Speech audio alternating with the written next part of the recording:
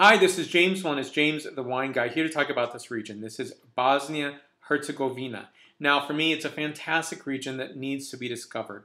It is something that has a long lineage to wine, and when you think about the production of wine, has been occurring for a very long period of time.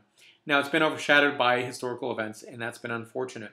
And it's had war, upheaval, and former part of the Yugoslavia.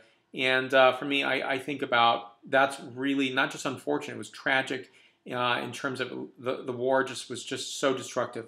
But what I also want to emphasize is that the story doesn't end there, and it shouldn't end there, and it shouldn't be the only thing that is imprinted in terms of what we think of this region. We should think about life and living and this long lineage and heritage of growing wine grapes, and it's a fantastic thing to think about. It's something that makes me think that the human spirit needs wine. It needs the vinification of wine. It needs the soothing of that soothing syrup, if you will, for good things to occur and for us to sit around a table at evening's edge and evening's end and to think about what wine is all about, what we're all about together, and how it brings us together. Sounds maybe overly idealistic, and I'm not really trying to candy coat this, but really just trying to be very, very respectful of this region.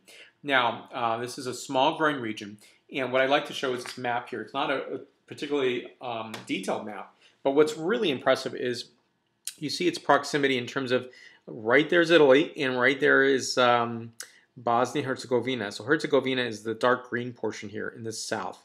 And so, you know, the obvious question is, well, there's wine grapes growing here, why not there? And of course there is. It's just a region that just has not had that attention.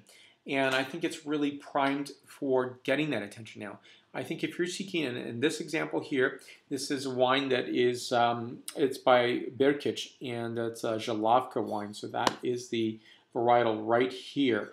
And if you want to try something different, and that is not a Chardonnay, that is not a Sauvignon Blanc, not that there's anything wrong with those wine grapes, it's that if you really want to try something different, new, and interesting, this is one to try.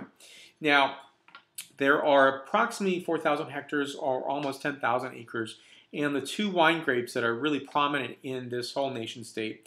And again, this is a historical federation. So Herzegovina in the south and Bosnia in the north and northeast. And so is Blatina and Jalavka. So this is a really, again, a great heritage. If you look in any wine reference, you're going to see about this much information about Bosnia and other regions next to it, which is unfortunate. Maybe a little bit bigger regions for bigger paragraphs or several paragraphs for other regions like Croatia. But really the stories are unfolding. The stories are still coming. And when you have a 1,000-year history, if not longer, say for this wine grape, it's just something that we need to think about, something to be, who's going to make these wines occur in your region and be distributed is you. You're going to ask your wine merchant. You can ask your favorite restaurant wine director or sommelier, please bring in some wines from Bosnia-Herzegovina, bring in some Jalavka. I'd really like to try some.